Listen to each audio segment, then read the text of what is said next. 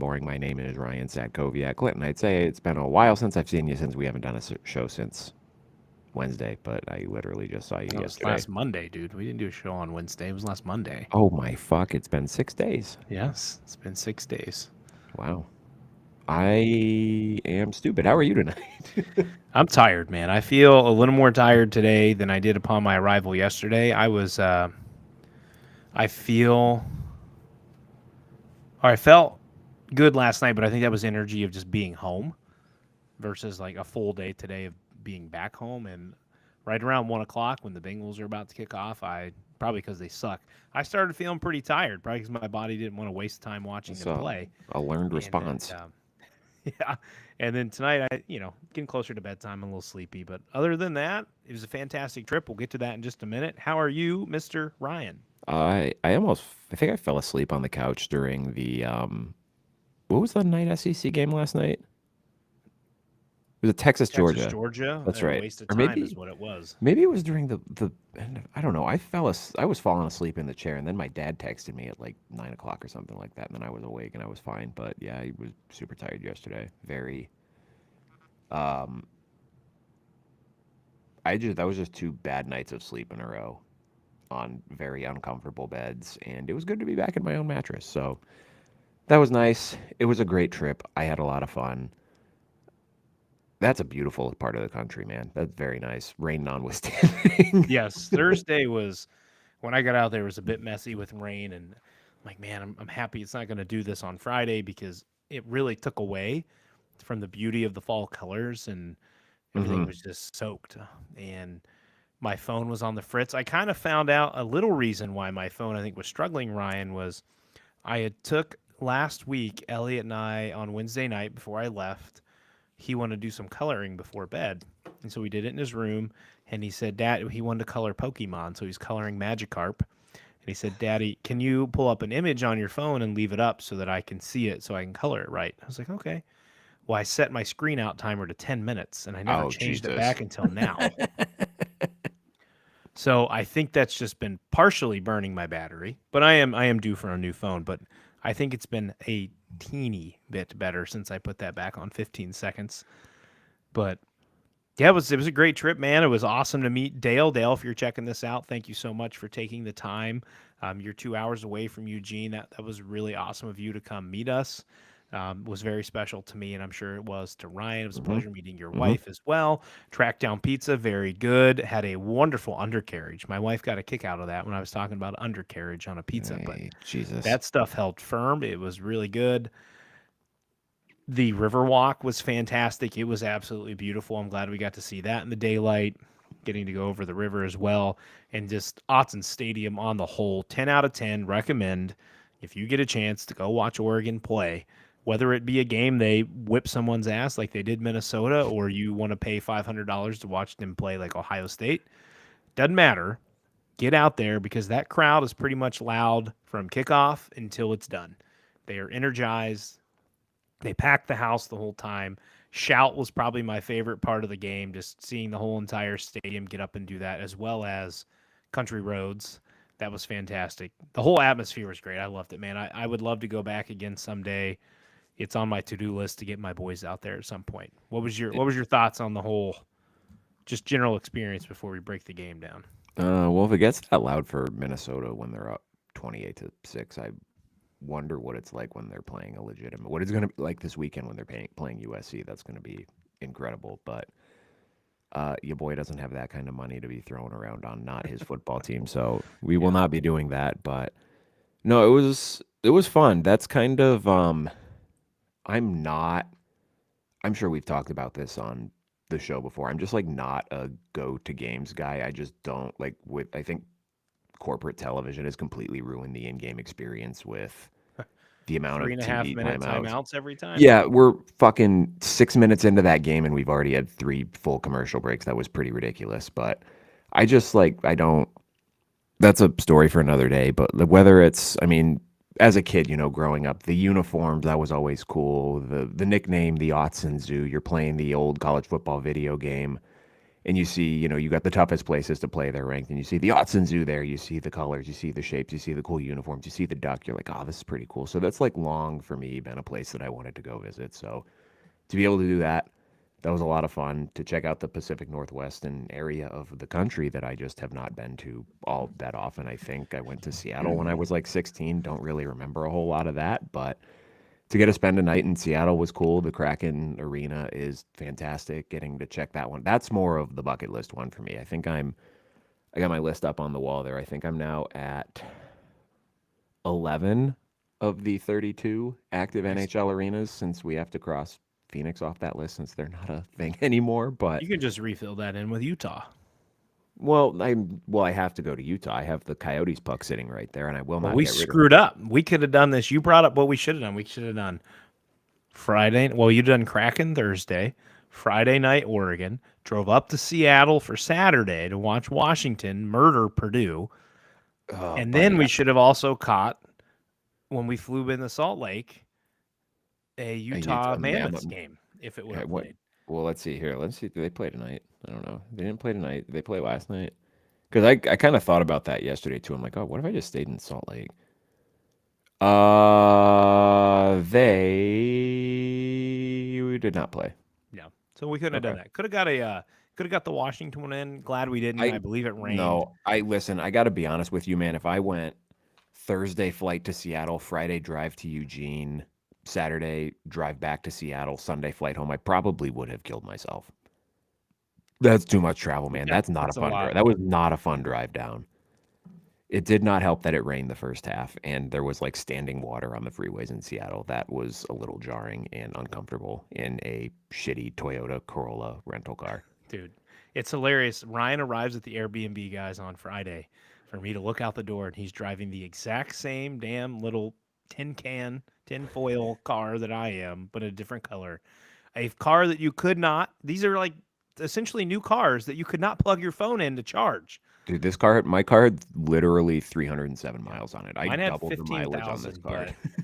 but it literally was the same car, maybe a year difference.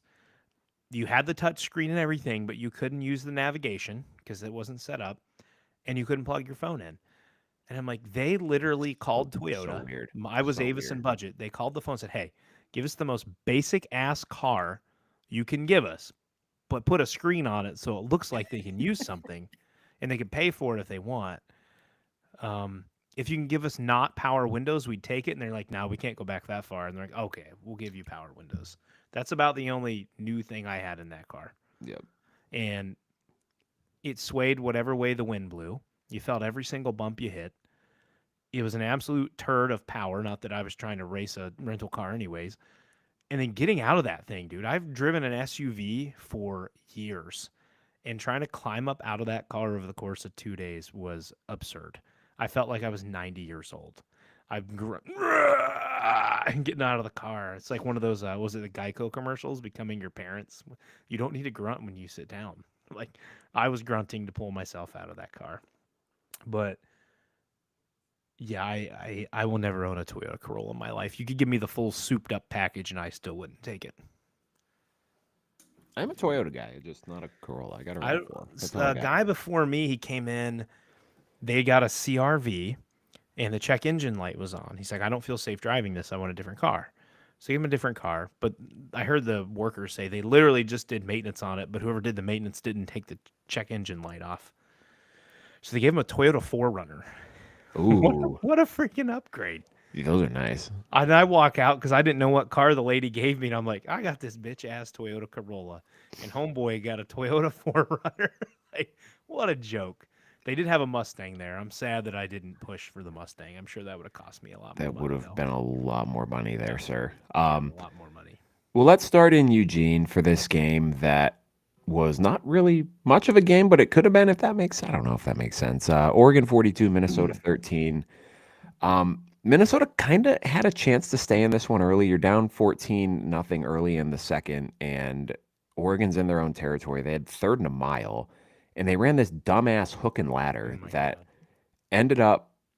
I think it was Cooper Perry who pitched it back to I don't even remember who, and missed him, or maybe I think it was Dier Hill he was pitching It it was back Dier to. Hill. We pitched it Um, to.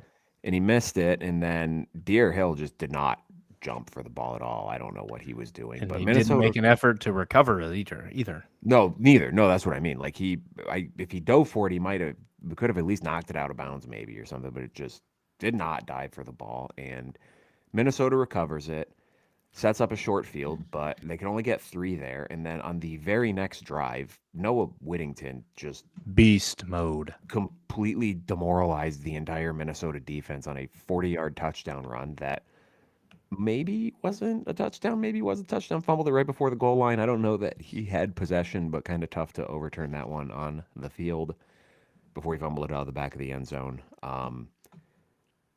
And then the Gophers had another great drive, 13 plays, 67 yards that took almost half a quarter off the clock, but ended Field at the goal. Oregon 8 with another field goal, and Oregon responded to that one with a touchdown drive, and that was kind of it in this one. I think Minnesota opened the second half with a long touchdown drive that briefly made it 28-13. You think maybe you're getting back in the game a little bit there, but every time, man, Oregon answered with their own touchdown, always kept Minnesota at arm's length, and defensively, Minnesota just did not really have an answer for really anything Oregon was doing, but especially through the air. Dante Moore was unbothered throughout almost the entirety of the evening. He goes 27 to 30, 306 yards and 2 touchdowns, and that's still without Decory and Moore. And why am I blanking on the other guy's name? Gary Bryant. Gary Bryant Jr.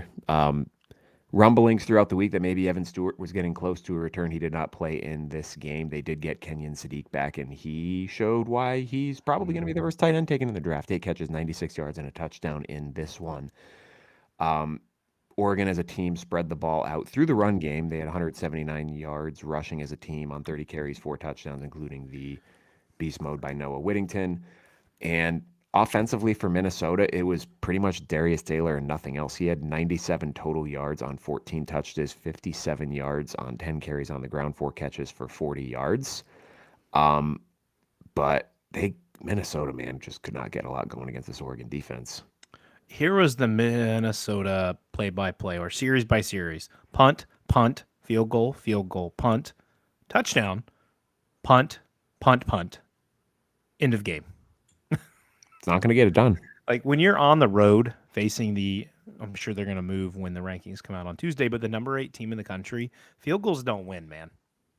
No. And there was in the post-game interview, I think it was both Lanning, but they also specifically brought it up to Dante Moore. He was saying how they finally got a chance to get the passing game going because they weren't playing in a monsoon. Yep. And he said, the run game stayed consistent. It was there the whole time through the rain games. It stayed consistent in this game, but we finally got a chance to air the ball out. And it wasn't perfect. He missed some passes, but again, I'm still going to call him a first-time starting quarterback since he's still going for the first whole season. He was pretty good, though. 2 touchdowns, and, when you win 42-13, there's not a whole lot you look back on. I don't know, did you say the completion percentage? He had 90% completion percentage, Yep. which is an Oregon single-game record, guys. Very good. That's pretty damn good. Pretty Jordan good. Davison and De'Aaron Hill are a fantastic freshman running back duo. And honestly, if you look at Oregon, and we're going to get to Ohio State shortly, but they kind of mimic each other where they have 2 freshman running backs who lead their backfield, combined with a veteran, and that being Noah Whittington. And then Ohio State's is, I guess James Peoples, you call him a veteran because he's been on the team, not necessarily because he's had a ton of starts. I guess you could also reference C.J. Donaldson, but 2 of the better offenses, maybe explosive and efficient in regards to Ohio State, are led by freshman running backs. That is a really good thing for them coming in, or good for the Big Ten, that we can continue to follow these guys for 3 years. Super exciting to see.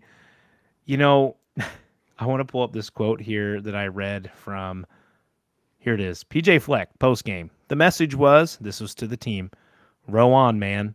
Put your oar back in the water and let's go. A lot to learn from. I know they'll respond to it. Buddy, Oregon grabbed that oar and beat your ass up and down the field with it. I don't know if your guys can sit back in the boat because their ass is so sore they can't sit out. They Yikes. kicked your ass.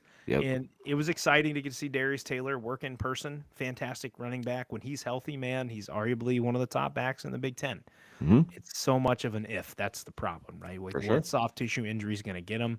So I felt really happy we got to see that. Kind of bummed we didn't get to see DeCorian more. I wanted to be able to see the explosiveness that he has in person, but who knows? Maybe we'll get to catch it again sometime. And then that's about it. Other than, Minnesota's got Northwestern next week, so it doesn't really get any easier. Tough Good game. thing they got bowl eligible last time they played before the bye week. Northwestern pretty much gave everything they had. We'll get to that game soon with Michigan. But USC and Oregon, man. It is the 3:30 game on CBS. Gary and Brad get themselves an absolute banger. Two offenses who can score the rock. I'm pretty stoked for that matchup this week. Yeah, that'll be a fun one for sure, given the lockdown nature of this Ducks passing defense, which was once again good in this game. Drake Lindsay had a couple of nice throws. I think it was, I don't remember if it was Brockington or Javon Tracy had a fantastic kind of back shoulder catch on a really nice ball. But my last note on this one is kind of something you alluded to. It's just good to see the Ducks out of the rain and getting the offense going, because me specifically had some questions the last few weeks. Like, is Oregon's offense just kind of sputtering, or is it just because they've been playing in rain? And it appears it was just because they're playing in rain. So we'll see what they can do against a USC defense next week that was really Jekyll and Hyde this week, and we'll talk about that game in a second. But let's talk about the game of the week. Clinton, Notre Dame 37, Pitt 15. Watching this on an airplane was an adventure and a half, particularly with how the game started, because I yelped 3 times in like 7 minutes, and poor guy sitting next to me. Poor guy sitting next to me. He was editing some video, though. He looked like he was in the zone. But You didn't get our flight delayed, at least. I did not get the flight delayed, and well, when you go up 14-0 6 minutes into the game, that helps. But I just wanted to say congratulations to Pat Narduzzi, who spent all week talking about how much this game didn't matter, and he spent the entire last drive calling timeouts at the end of the game when his team was already down by 4 touchdowns, just so they could get 200 yards and make it look like they didn't get fucking pasted at the end. I thought, Clinton, that Notre Dame was actually going to win this game 110-10 with the way it started. Pitt moved the ball a little bit on the first drive, but back-to-back plays to end that first series, I think, set the tone for this game. The first one was, I don't remember who Mason Heinschel threw it to, but a crossing route over the middle. The receiver made the catch, and he got absolutely destroyed by Notre Dame safety. Don Schuler dropped the ball, and on the very next play, Pitt decided to go for it. I think it was a 4th and 8 just on the plus side of the 50, and Josh Burnham had a big sack that set Notre Dame up for a very short field on the first drive. But Notre Dame missed a field goal that had me shitting my pants a little bit. But then Pitt went 3 and out in the first play of the next drive. Jeremiah Love had his quote-unquote Heisman moment with the Braxton Miller spin cycle. Did you see the slow motion of that? How they need to put that on a poster, man. The way that he sat the dude down, and then the dude got fucking teabagged by his own defender trying to run past him. It was very funny. Just an incredible run by Jeremiah Love. And then the very first play of the next series, Mason Heinschel throws a pick six. It is 14-0, 6 minutes into the game. And then the very next series, Penn went 3 and out. And I'm like, oh boy, this game is going to get out of hand. But credit to the Pitt defense. They were salty. They were very boom or bust in this game. It was either havoc or they were giving up a big play, which was, I guess, kind of the Pat Narduzzi experience in a nutshell there. But they did a pretty good job overall containing the Notre Dame offense for the most part, aside from like the 10 times throughout the rest of the game where they didn't, if that makes sense. But Notre Dame left some points on the field in this one. In addition to that missed field goal, they also had a turnover on downs at the Pitt 1 in the first half where they kind of their short yardage game still sucks, and it's kind of frustrating. Just fucking line up under center and quarterback sneak it. You can do that. That's allowed to do. But at that point in the game, I think it was 14-3 at that point, and Pitt had like 30 total yards. So I get the thought process of, well, these motherfuckers aren't going to move the ball, so let's just go for it and go for the kill. But concerning in this one for Notre Dame, of Pitt's 15 points, 9 directly came from CJ Carr mistakes. He threw an interception in the second quarter that was returned to the 15-yard line, but the defense held. And then in the third quarter, he had a terrible pick six on a screen pass, a ball that should have never been thrown, but it only costed his team net -4 points because the 2-point play was intercepted and returned 105 yards for 2 points the other way. That was the game kind of cut out on me for a minute, so I was super confused when it came back and it was 30-9. I'm like, what the fuck just happened? So that was fun. Pitt was over 13 on third down in this game, and they finished with 219 total yards. Clinton, they had 140 yards up until the last drive of the game, which started with 2:49 left on the clock after Notre Dame turned it over on downs instead of kicking a field goal at the end of the game. Notre Dame's rush D held Pitt to 70 yards on 25 carries. That's 2.8 yards per carry. And prior to garbage time, Mason Heinchel did not play that last drive. They brought in Eli Holstein. He finished, Heinchel, not Holstein, 16 to 33 for 126 yards after we were hearing all week about how he was going to abuse Notre Dame. He got stifled. Ryan, they each averaged 3.8 yards per completion. That's not Not very good. good. Not That's good not at going to all. win you a game at home. Pat Oh, Narduzzi, everybody was talking about. So let me rewind this here. So I watched some of this game on the plane. Ryan and I were both on the same plane back from Salt Lake to Michigan. I let Ryan kind of cook on this one because I figured he'd watch the entire game. So I was tuning more into Northwestern and Michigan, and then a little bit of A&M, who came back and beat oh my South gosh. Carolina. What a I debacle! I thought I knew I didn't think I'd get my DraftKings up on the airplane. I didn't think it would work, but I thought about looking and seeing what the odds were. I'm like, maybe I'll put $5 on A&M to win outright, and I'm very upset I did not have that opportunity. But from what I saw, I was flipping back and forth. Pitt just looked outmatched. The line of Yes. scrimmage is where Notre Dame won this game. Pitt Mhm. could not handle it. You have an elite running back in Desmond Reed, 5 carries, 12 yards, He 2.4 got yards per he carry, got along he with got rolled up. 5. Well, he got rolled up on again too, and it did not look great. Yeah. But I mean, his receiving day was great. They Very utilized good. him well early out of the backfield, 6 Yep. receptions, 63 yards. So good for them. But just overall dominated. I think Heinzel's a good young quarterback, but when you're facing a defense who's kind of finding their way now and Hmm. you are getting a lot of pressure in your face, it's really hard for a young guy to work. Um, Back to the pregame speech, though, that everybody was making some big debacle. Well, this is a great pregame speech. It was 10 minutes long. About the 30 seconds they showed, I'm like, he's not juiced enough to make me want to run through a wall. I'm like, All right, we're they're in gonna our run the ball, house. and this is our house, and we protect our Lock the house. doors. Lock the doors. They're in our house. I'm like, buddy, I don't even want to play for you. Like, I watch some of these coaches go in and give a pregame speech, and I want to run through a wall, and they're not even a team I root for. I was the most lackluster pregame speech. Maybe they just liked it because it was 10 minutes in length. I don't know. But shout out Jeremiah Love, who keeps it rolling. Malachi Fields, big day, had some really nice catches from what I Oh, saw. yep. 2 touchdowns on the day, which was huge for them. If he continues to be a really nice target for CJ Carr, plus you have Love and Price out of the backfield, Notre Dame's offense is going to be very tough to stop. Of course, in their last 2 games, I don't think anyone's going to be stopping much from the Irish Oh offense God, or no, defense. no. But absolute beatdown here. I was trying to look. Pitt only had 1 sack, which tells me they weren't getting a whole lot of pressure on CJ Carr. I know you said he had the pick 6, and that's going to happen from time to time. Pitt can feel good about themselves. They got double digits, and their defense did the work. But Notre Dame had 4 sacks, so super impressive day by the D line, and they look like they generated a lot of pressure. So good win for the Irish. I'm not going to call it a great win because you had talked about to this point Pitt had kind of beat up on some not great teams, but a really good win. Notre Dame is heading to the playoff, man. They got 2 games in their way. If Well, Steve Angeli was in the Syracuse game, it'd be a well, little more interesting, but I think things got a little unfortunately it's not. interesting with Oklahoma winning. We'll see what the rankings look like tomorrow, but Oklahoma winning was not good news for Notre Dame because Well, Oklahoma should jump Notre Dame in here's the what rankings. happens for me that I think that just solidified. There will be 5 SEC teams in the playoff. Well, I think there was going to be 5 anyway. Well, I there's think the only 100% 5 now. I think the only threat to that because I think the Big Ten's only getting 3. Yeah, Ohio State, Oregon, Indiana, unless Michigan beats Ohio State. Well, where this gets real kooky is if USC beats Oregon and Michigan beats Ohio State because I think Indiana and Ohio State are locks at this They're point. 100% locks.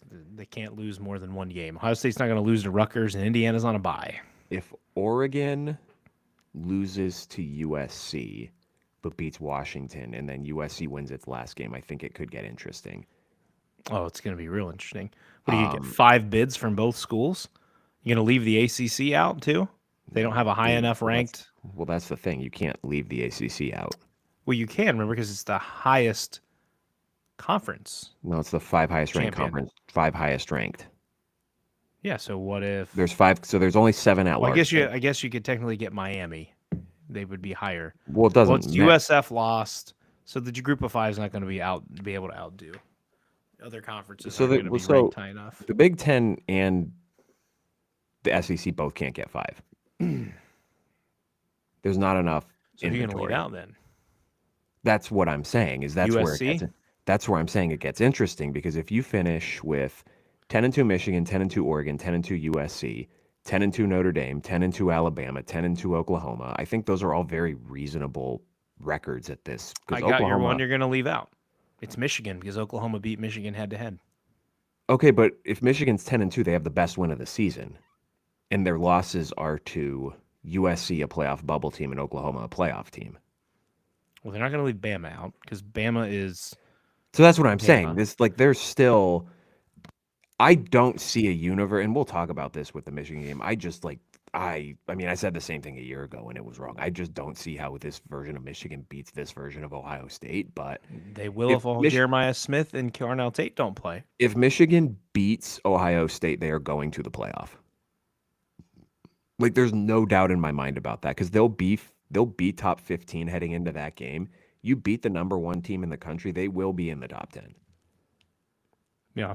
So that's where it gets interesting is granted, we're talking about, again, like a 7-way parlay here, but back to the original point, Notre Dame needed Texas to lose. That happened. They really needed Oklahoma to lose. That did not happen. So that complicates things a little bit. I'm not entirely convinced that the Notre Dame versus Miami debate is settled yet. Just the way that Miami made up some ground on them last week. I think they could make up a little bit more this week. The best thing that can happen for Notre Dame at this point is either Pitt beats Georgia Tech and Miami, or Miami figures out like the results happen that get Miami into the ACC title game, and Miami wins the ACC. Yep. Because then it doesn't matter. Because then either way, it doesn't matter for Notre Dame. Then you're not like Miami's in because they won the ACC, or Miami lost again. They're completely out of it. Like, that's the best case scenario for you, and then you don't have anything to worry about. But that would be a really interesting last playoff show that I think would have very high TV ratings. I think a lot of people would tune in for that. 10-2 Bama versus 10-2 Oklahoma versus 10-2 Notre Dame versus 10-2 Michigan versus 10-2 Oregon versus 10-2 USC. I would say even if Michigan doesn't beat Ohio State, if USC beats Oregon this weekend, what's Oregon's best win? That's true. No, I agree with you. I think they have the weakest case out of everybody, I think right? the nightmare scenario for Oregon would be losing to USC and then Michigan beating Ohio State, because USC is going ahead of you, and I think like you can't put Michigan in ahead of USC, I think. So I think USC stays ahead of Oregon, and then Michigan would jump Oregon, and Oregon would be screwed then. This is what you should talk about with Emily on your guest appearance tomorrow. Maybe get her thoughts on it. I still think this is just so far-fetched because I just and let's talk about, I know we got the USC Iowa game too, but let's just talk about, since we're talking about Michigan already, and the reason I don't think Michigan is beating Ohio State is, one, because they just haven't looked good against fine teams. Like, I'm not going to sit here and say Northwestern's a bad team. They're a perfectly fine team, but we're talking about like a top 40 to 50 FBS team. We're not talking about a fringe top 25 team. And the more concerning thing is, I didn't Google to see if there was an update on him, but Jordan Marshall got hurt on this game, and I didn't see it happen, but everything that I saw on Twitter was that did not look good. And you're already not going to have shoulder or a collarbone is what the other thing that I heard it could be. A dislocated shoulder would probably be better because there's a chance he could play for that. So collarbone, he's not playing. But if you're going into that game, you're already struggling to throw the ball. And granted, you have a playmaker out wide now in Andrew Marsh, and we'll talk about him in a second. But you're a run-first team that runs the ball very well because of your 2 running backs, and you're not going to have either of them for that game. How the fuck are you going to move the ball consistently against that defense? So that's why I just don't see it happening. But with the game, Michigan 24, Northwestern 22. Props to you, Clinton. You pretty much called exactly how this game was going to go. Early mistakes for Michigan, 2 first-half missed field goals. You had an Andrew Marsh fumble, led to Northwestern's second field goal drive. That's exactly how you let a team like Northwestern hang around. Michigan did open the second half with a touchdown, forced a 3 and out, and it looked like they would start to pull away. But then Samaj Morgan fumbled it on a punt return, and I'm not really sure what happened here because it looked like he came out of the pile with the ball, but the near side referee had already ruled Northwest. I don't know. That was really weird, but Michigan held them to another field goal. It's 14-9. Michigan on the next drive made it 21-9 with another touchdown. But then a near fourth quarter meltdown, Clinton. They allowed a long Northwestern touchdown drive. Bryce Underwood was intercepted, returned down to the Michigan 6-yard line, a one-play touchdown drive, but a failed two-point conversion ends up looming large in this one. It's only 22-21 Northwestern. The next drive, you had the long Marshall run where he was hurt. 4 plays later, Bryce Underwood is picked again. They force a 3-and-out, get back into field goal range, but Bryson Kuzal, who is in the game only because of the Marshall injury, fumbles it at the Northwestern 24, and Northwestern gets it back with 4:20 to go. But the Michigan defense forces another 3-and-out, and Bryce Underwood leads the field goal drive to the win. In all, after it became 22-21 for Northwestern, the Northwestern defense bent, but they forced those 2 turnovers. Their offense went 6 plays for 7 yards on 2 drives with chances to ice the game away. Clinton, that is a game I think that is going to keep the Northwestern players up for the next couple days. So I pretty much watched this entire game. This was the one I was tuning into most on the plane, and then as I was sitting in Detroit waiting for my flight to get back to Columbus, Komolafe didn't have a massive day, 12 carries, 31 yards, but he did get a touchdown that was, again, crucial for them. Hyman had 31 as well, so only 61 on the ground for Northwestern. So shout out the Michigan defense for containing what was the best part of Northwestern's offense. Preston Stone didn't really hurt Northwestern, but he certainly didn't help them. He was under 50% completion percentage. He had no touchdowns and no picks, so at least didn't turn the ball over. Griffin Wilde, big catch earlier, what we thought was a catch, and then ends up hitting the ground, and I believe Northwestern has to punt on that drive, in which that big play would have put them in field goal range. The story of this game, Ryan, part of it was early, very early. I don't know why I'm blanking on his name. Aiden Hubbard got hurt early in this game after he sacked Bryce Underwood or made a tackle for loss, and it looked like it was an anterior hip issue, the way he was grabbing, or at least anterior thigh. To my knowledge, he did not return in this game. So that was a huge loss for this Northwestern D-line early. Mm-hmm. I look over at Michigan. The story of this game was just Michigan miscues, man. You already alluded to them. The missed field goals, the interceptions, the fumbles. They did everything they could do to hand this game to Northwestern, and Northwestern couldn't put them away. They didn't take it from them. Yep. That last drive that Northwestern had the ball, that was a pathetic drive. That was horrible. I'm sitting there in disbelief. I'm like, you have a chance to ice this game, and you're being ultra conservative, which I get it. You want Michigan to burn. Michigan didn't even really have to burn their timeouts. I think they only used 1. They got the ball back with 2. And there was the one play. It was. I think it was Hyman. He motherfucker ran backwards, lost like 4 yards. I'm like, dog, you just made third down was already going to be 3rd and 10. Now it's 3rd and 15. Why are you running closer to your end zone? That's harder for your punter. And Michigan pulls it out. And I have a friend who is a Michigan fan, and I texted him. I was like, Underwood's going to get the ball back, and they're going to drive down and get the game-winning field goal. He goes, yeah, but they don't deserve this game. They don't deserve to win it. And he feels similar to how I am with an Ohio State fan, and I think you are at times as well with Notre Dame, is we're just brutally honest. And he's like, Michigan did not play well. They don't deserve to win this game. He's not overly confident in Sharon Moore. He's like, when we get in these tight situations, he just doesn't seem to know what he's doing. And it's not cost Michigan per se in a game like this, but I don't know what happens. I guess if you got Ohio State down. What about next weekend if Maryland shows up? True. And Maryland, you're on the road again. Yep. And Maryland's at home, and they get you on the ropes. What if this one bites you? And then your playoff chances are done. So props to Michigan for pulling this game out. A win is a win, man. It does not matter. You need to win your games, and you have to win to keep your playoff hopes alive, and they got it done. Bryce Underwood, was Bryce underwhelming in this game? It was kind of a mixed bag. Yeah, I mean, he was great early. He was fantastic early. Trust me, Joel Klatt couldn't stop trolling all over him early in the game. But as the game went on, you started to see Northwestern's defense still is a generating freshman. pressure on him. Mm-hmm. You know what the factor was, though, Ryan? In key times, it was his legs. Mm-hmm. He would make a play with his legs. He had a long of 15, but it was a long that got him a key first down when they needed it. And late in that, I think on the final drive, he got them a first down with his legs. He didn't run very far, but he got them the first.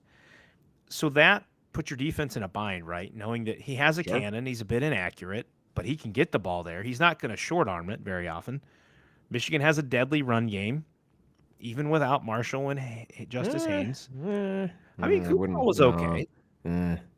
I think he was fine for the situation he was Fine. put in. I got an Fine. update on Marshall, by the way. Okay. But real quick, it's just you got to dedicate something now to cover Bryce Underwood's legs, and that takes one guy out of your defense in coverage. So, props to Michigan. You found a way to win. The update apparently this was last night on Marshall. The X-rays come back negative, and we expect him to play. More said, indicating Marshall's injury is manageable. Okay. So they expect him to play next week. So I wonder if it was a shoulder dislocation. maybe it's a shoulder dislocation or we got an AC joint situation. Yeah. I can tell you, I mean, I've never dislocated my shoulder, but I've had a grade 2 AC joint. I would not want to be the running back who's about to go get hit in back-to-back weeks with an AC joint sprain. It depends on the grade, but not going to be too comfortable when you're getting hit. Clinton, that's what Toradol is for. Yeah, I'm sure he'll be shot up and ready to go. I do want to. So, something about this Michigan offense that I think will need to be considered the next 2 weeks is the passing game has a legit threat out wide now in Andrew Marsh. He had 12 catches, 189 yards in this game. He has 37 catches and 565 yards on the season now, Clinton. All of that, everything except one catch and 30 yards, has come in the last 6 games. He's averaging 6 catches for 89 yards a game the last 6 games. He is a legitimate threat out wide now, and that is going to be something that I don't know if you're Ohio State's defense, you're necessarily shaking in your boots at one freshman wide receiver out wide. I think you can probably handle that pretty well, but that's at least Can make a plays. component. It's a component of the offense that they did not have a month ago. Though if you're playing with half of your 2-stud running back tandem, that probably doesn't do enough to offset it. Puts but a lot more on a freshman quarterback. Easier to do it at home.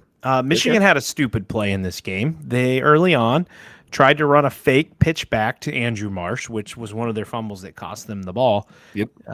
I just don't get when you're moving the ball down the field the need for Chip Lindsey or other offensive coordinators to do dumb shit like that. I agree. Just run the damn play. You don't need to be fancy. You're moving the ball. It's because they're the smartest guy in the room. They're a fucking genius. Yeah. Until they're not. And 9 times out of 10 they are. But I'm sitting here watching. I'm like, that was dumb. You gave Northwestern hope. You had a chance to keep building a lead early, and then you do something like that. Now, props to Northwestern. You have to cover the ball. And the guy absolutely read it great, and he destroyed Marsh, Ryan. Like, just killed him. Your boy Donovan McCauley, 4 receptions, 59 yards. He went over 30. He had the extra one in there. He talked a lot of 26 of those on one catch, but he pop up and he's talking the shit. And I'm like, buddy, this is what, the 3rd time this year you've had more than 2 catches for 30 yards? Simmer down. But you're right. Michigan has something in Andrew Marsh. It'll be interesting. Let's say Marshall, even if he's playing in 2 weeks with Ohio State, he's not going to be 100%, right? Most likely. You don't have Justice Haynes. How do they utilize Marsh? Potentially short screen game, RPOs. Obviously, Michigan, that was what Michigan did really well early in this game was RPOs. So I'm really interested to see if Bryce Underwood can continue to build momentum with that. Let's rewind to the other game of the weekend. This was a doozy, Clinton. USC 26, Iowa 21. Early in this one, man, it looked like Iowa was going to run away with this game. They jumped out to a 21-7 lead, scoring touchdowns on 3 of their first 4 drives. Drives that went 7 plays, 69 yards. They had a 9-play, 45-yard touchdown drive that came after a turnover on downs when King Miller was stuffed on a 4th and 1 from the SC 45-yard line. Then a 9-play, 75-yard touchdown drive that followed a USC touchdown drive.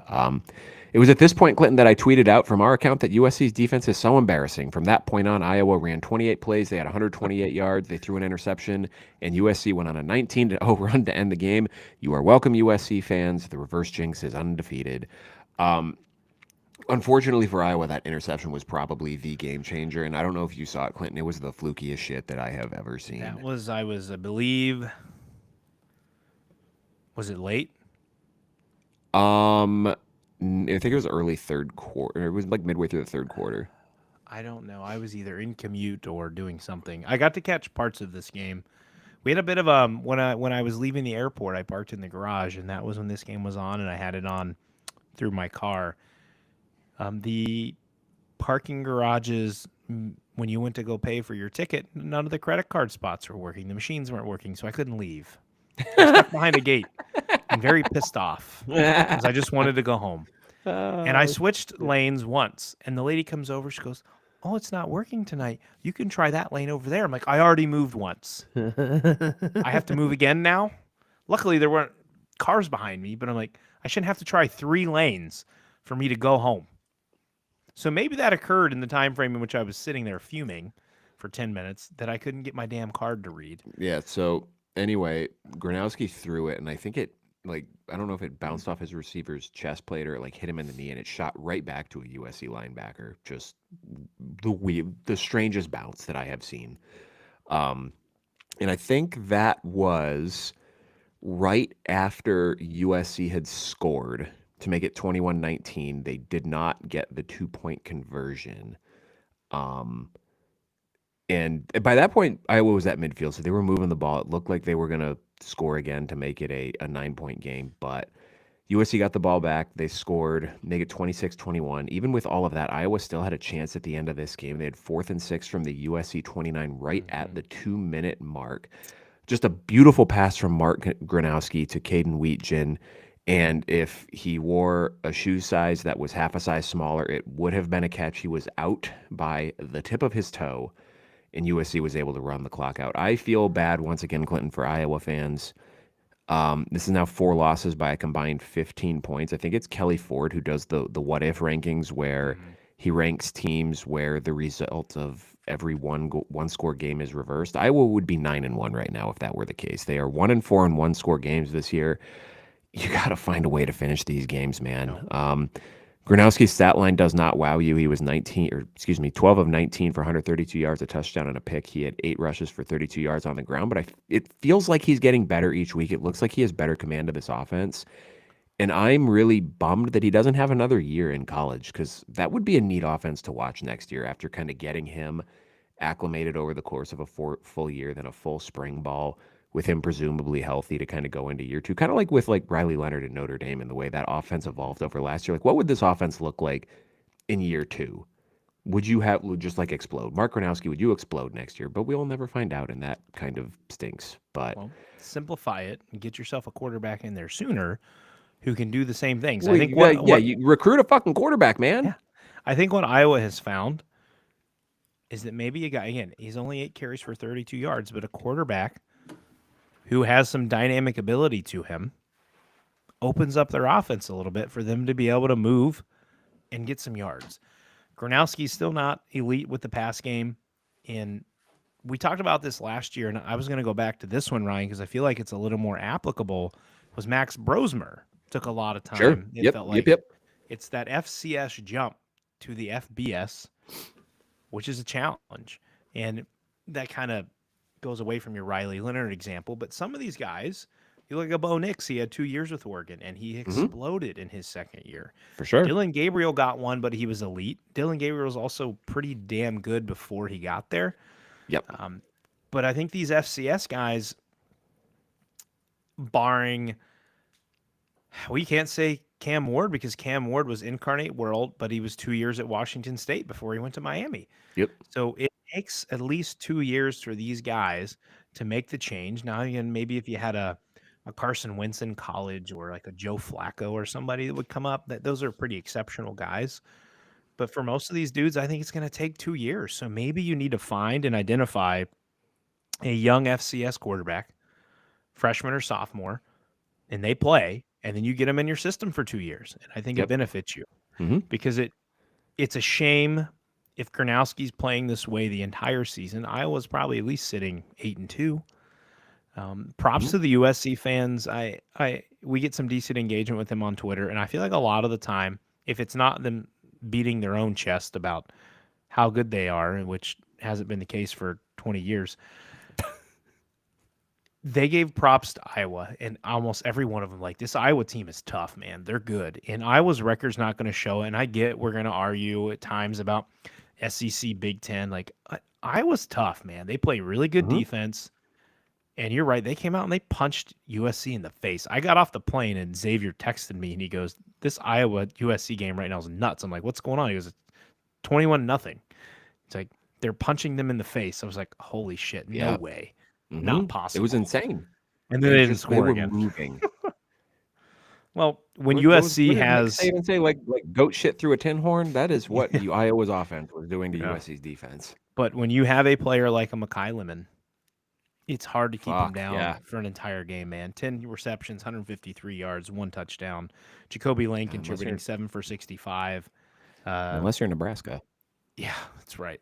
And even Notre Dame did a good job. It took Lemon a for the most while part. for himself Mhm. to get rolling, but eventually he's going to get his, right? And it may not be 150 yards, but he's going to get 60, 70 yards. He's going to make a big play in a game. And he got it done. And Iowa, like you mentioned, had a chance late to get it done. Unfortunately, fell short. Impressive win by USC. And we talked about this. If you look at a team this year compared to what they were last year, the USC of last year loses this game. For sure. The I USC agree. team from last year probably has 4 Completely losses agree. right now. They I have completely changed. agree. Mhm. Their defense is better. Mhm. Dan Lynn is doing a really nice job, but they're getting a Good huge test adjustments in this again this game. week. Good Yes, adjustments in this game, absolutely. for sure. Absolutely. Now, it's easier to adjust when your opponent doesn't throw the ball very well, Well, but for sure. um, Oregon throws the ball well. they do everything Um, well. yeah, so my point on Makai Lemon, he might win the Biletnikoff this year. The way they've been spamming him the last 2 weeks, he might hit. I think he's 71 catches and 1,050 yards right now. He might hit 90 regular season catches and 1,300 yards the way that they've been spamming him. But we have seen against probably the two best secondaries they've played this year in Nebraska and Notre Dame, he has had his two worst games. And they're about to play an Oregon pass defense that currently sits number one in the nation in yards per game allowed, 127 yards per game. Um, that is going to be an intense challenge, and that might be the key of the game: is who wins that matchup, whether it's Finney or their other cornerback. I can't remember his name off the top of my head who's going up against him, but that's going to be a matchup to watch, and that will be fun. And I'm looking forward to it. That should be a good game. I But feel let's kind very of, confident. Real quick, next week Iowa will win. They play Michigan State. They will continue to fail to get a yeah, win. Michigan State sucks. And here's the key: USC's of their 8 wins, they're 6-0 at home, which means they're 2-2 on the road. So can they figure it out at Autzen Stadium? Will be tough. That will be tough. Um, Real quick, let's talk about these next couple of games before we get to. Fuck, we're going long, man. We gotta hurry up here.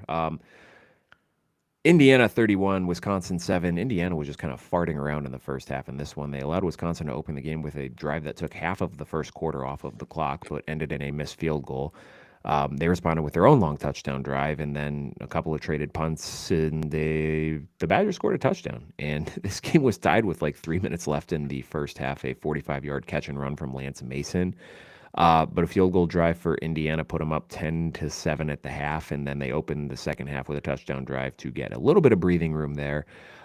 Wisconsin was still in this game though, under 5 to go in the third. It was 17-7. Carter Smith fumbled it, and then there was one play later, a touchdown pass to Riley Nowakowski. It was 24-7.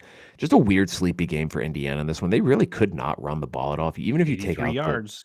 yeah, and even if you take out the Fernando Mendoza sack yarders, they only average 3.5 yards per carry as a team, which I mean, this is a good Wisconsin run defense. Um, Still no Elijah Surratt in this game. I think I saw too that EJ Williams might have tweaked something in the third quarter, but there's no problem apparently because Charlie Becker is the new go-to guy in the Indiana offense. He went over 100 yards for the second straight game, and Clinton Fernando Mendoza was once again sensational. He was 22 of 24. 299 yards and 4 touchdown passes in this game. He's up to 30 touchdown passes on the season, which I think is a new Indiana record. I Maybe believe I could have it made. was. Yeah. What did you say? Sorry, I was reading Becker's stat line. Oh, I just said that Mendoza was sensational again. They do have a new record. That's the first time the program has been 11-0. 11-0 program history. And they will probably be the first time they go 12-0 because it would be shocking if Purdue beat them. Yeah. Charlie Becker, man, he's just going to be an Elijah Surratt replacement next year. He's only a sophomore. He's 6'4", 204. That's a big Great boy. size. coming out of nowhere just to show you what the future sits for the Hoosiers next year. My piece is on this game, and we can quickly move on. Wisconsin's defense, they've never been the problem over these past Nope. years. I know they give up points at times, but when you're on the damn field so much, there's only so much you can do. You're going to Mm-hmm. fatigue. Mm-hmm. Positives for Wisconsin. Your punter didn't lead you in passing or rushing this week. So that's a step in Baby the right steps. direction. Baby steps. But here's my pause for cause. Or cause for pause. There we go. You gave up 5 sacks in this game. It's not great. You're not going to get any pressure in your bye week this week, and you're not going to get anything from Purdue. But what you will get is pressure from Ohio State. You will get, I'm sure, pressure if somehow Oregon got back in there. If USC's in there, they're going to come after you. And you know Michigan's going to. Wink Martindale, I believe the stat was he blitzes like 53% of the time. It's a lot of blitzing. So when these big boys and you get to the playoff and they challenge your trenches, and this is where we said they needed to be better this year, and they are. But we're about to find out how much better they are when you get to the Big Ten title and in the playoff. Because teams are going to see this, and this isn't the first time this year we've seen Indiana's O-line allow pressure on Mendoza. Yep, for sure. And impressive by the Badgers D, another positive point for them. You held Indiana to 83 yards rushing. That's fantastic. A team who has eclipsed 300 rushing yards 3 times this year, and you stymied their run game. Props to Mendoza, a solid game, 22 of 24. Pretty damn impressive. Continues his Heisman campaign. I believe he is now the front runner, especially with Ty Simpson losing to Oklahoma. Yep. It is a 2-man race pretty much between him and Sand, and I pray and I hope, barring Sand just completely shits his pants against Michigan, that the voters do not put their votes in before the Big Ten championship if Ohio State and Indiana are to meet. I Wait doubt they will, Clinton. and let these players play it out on the field. But you're right, they won't. They'll ruin a good thing. Great win for the Hoosiers. On to the next one. What do you mean they're going to wait? They're 100% going to wait, unless it's You the think old so? fucking yes. I don't know, man. If you're sitting there with number 1 and number 2 on my Heisman ballot are about to play a game, you know what? I think I'm gonna hold off and I'm gonna get this one data point in. I don't Unless know, I'm sure you're gonna have some of the old hats who haven't watched a fucking college football game in 25 years who still have a vote for some God knows why reason who are gonna be like, Yeah. I'm gonna do this. But those are also the same type of people who would probably sit there and be like, I'm not voting for an Indiana quarterback. That's preposterous. So maybe it balances itself out. All right, let's go Ohio State next, and I'm going to get this done in like 2 to 3 minutes. Yeah, so we can no move Nico in this game, obviously. There was also no Carnell Tate. He was held out again. Sounds like precautionary for a calf strain or something. Apparently, he and will be ready to go next week. It is undecided, obviously, if they'd let him play or not, but he should Right, be you don't- 100% next week. Because you don't need him, so be precautionary. Jeremiah Smith was questionable, and he played in the first half and then did not play in the second half. That's all. Amazing one-handed grab. Nico still good. actually wasn't out with a concussion. He was out with PTSD. That's why he was out. USC, props to Luke Duncan. Short notice, played admirably. He completed some nice passes, albeit Did you most say were short. USC? Did I say UCLA? What? You said USC. I'm trying to do this thing in 2 to 3 minutes. Don't delay me, All right. even if I Sorry. speak wrong. Rico Flores, 51-yard catch. I believe that's the first 50-plus yard ball Ohio State's given up this year. UCLA's defense couldn't really do jack shit against Ohio State's offense. Saying 21 to 31, 8 incompletions is probably a new all-time record for him. That's what happens when you get a random monsoon in your game that wasn't supposed to happen. And the fact that you don't have Smith and Tate on the field, who you have built comfort with, and you're breaking in Graham, goodness sakes, Quincy Porter, and Bryson Rogers. Brandon Ennis looks great, led the team in receptions with 6 of them. Graham and Smith led the team in yardage with 40. Again, Smith, as Ryan noted, did not play in the second half. Here's the key for Ohio State, and then we're done with this game. Their defense is always elite. They got a run game going, Ryan. Holy shit. Bo Jackson, 15, 112, 1 touchdown. Isaiah West, the 2 freshmen leading, 8 for 61 and 1. And James Peoples, 2 touchdowns on the game. The guy who we thought would be the stud this year for Ohio State, 6 for 42. They went 7.5 average, 7.6 average, and 7 yards a carry average. So if the Buckeyes can find a running game, which is good when your 2 stud receivers didn't really play, that's fantastic for this team heading into Michigan. Yes. Just don't try to out Michigan, please. Oh my God. Just do what you do best and move on. Ryan, I think we should go to the next blowout and get it over with quick. Washington and Purdue. Washington and Purdue. Washington 42, Purdue 13. It did start a little hairy for Washington. They fumbled on the first series of the game, set Purdue up at the Washington 42-yard line, but they forced a three and out. Then they forced a turnover on downs on the next drive that Purdue had the ball after their own 3 and out. But ultimately, 3 first half Adam Mohammed rushing touchdowns paced this, and then it was 35-0 after each team had a drive to open the second half. There was no Jonah Coleman, no Denzel Boston, and 2 of their starting offense. No problem, yeah. And 2 of their Washington's starting offensive linemen were out in this game, and they still ran for 212 yards without them. Jordan Washington had 108 yards on 5 carries, including a 68-yard touchdown run in the second quarter. A little less efficient for Mohammed. He had 59 yards on 17 carries. Damon Williams was very good again, 16 of 19, 257 yards and 2 touchdowns. Decker DeGraff, 5 catches, 91 yards. And good for the Washington defense, holding what has been a not bad Purdue offense to only 267 yards in this game. And they got UCLA next week, man. They should be 8-3 when they host Oregon. I'm going to go on a bold prediction here. Unless Coleman and Boston are feeling 100%, probably not playing next week. Washington is going to play to try to ruin Oregon's season. In the last game of the season, they host Oregon. It is on the road next week at UCLA. We know how they are on the road. The plus is they're on the West Coast, so they will be just fine. And we'll predict that game on Thursday, but I don't see any problems for Washington there. Continue to be impressed with Washington's receivers behind Denzel Boston. And then Jordan Washington, shout out, freshman running back, 5 carries, 108 yards, 1 touchdown. He had a 68-yard carry long. In Purdue, man, if you could only play Michigan State, one of you would be guaranteed a Big Ten win. And it's just probably not happening for Purdue this year, especially because Indiana looms in 2 weeks. Yeah, it's not great. I believe Indiana. Here's a quick question. Do you think, because Purdue's on a bye, do you think Cignetti will work to just absolutely bludgeon Purdue for 4 quarters, or you think he'll take 100%. The starters out in the second half? Well, no. I mean, I think he'll try to bludgeon Purdue. I think he'll try to bludgeon Purdue, but with the backups in the second half. Yes, I agree. There's no need to, potentially get, since you're going to the Big Ten championship, get Mendoza. Well, you got to build that. You got to build that. You got to build that program depth too, right? Like you can't just keep. You got to the guys you're recruiting. You got to get them valuable game reps. Yep. All right, we got 2 left. Yeah, well, let's talk about the other team that's not going to win a Big Ten game this year, and the one that just did for the first time. Penn State 28, Michigan State 10.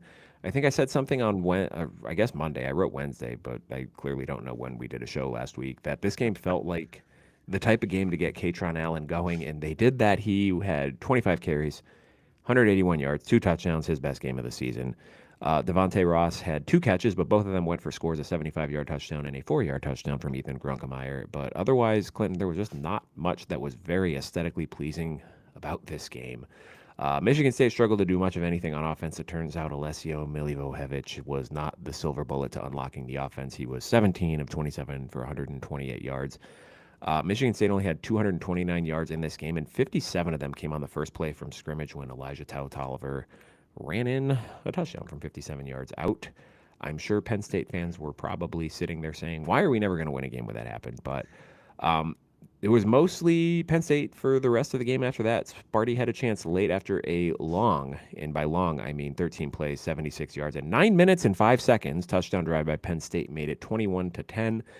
Michigan State got down into the red zone, but a strip sack by Zion Tracy. There was 3:15 left. Pretty much ended the game at that point, but then Katron Allen, for good measure, had 3 runs for 70 yards, and it's 28-10. Clinton, Michigan State is 3-7. They will not be bowling, and there's a chance they end the season on a 9-game losing streak, given what is left on the schedule. This got to be the end for Jonathan Smith, right? Like, there's no way they're bringing him back next year.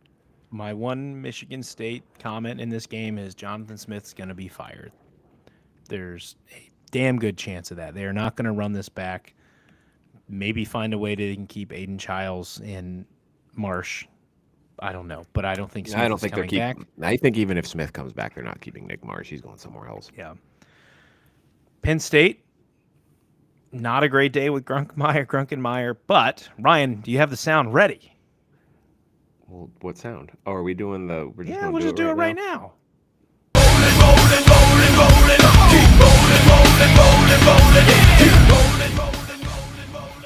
The ITP Week 12, rolling player of the week goes to Katron Allen. Monster week, as Ryan alluded to. We said they needed to get him going in this game, and they did.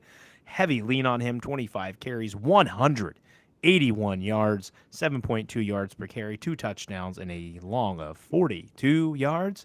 And shout out Nicholas Singleton a little bit in this game, 15 carries, 56 yards, probably one of his better running performances this year. But when Michigan State's defense can't stop a nosebleed, it's pretty damn easy to run the ball on them.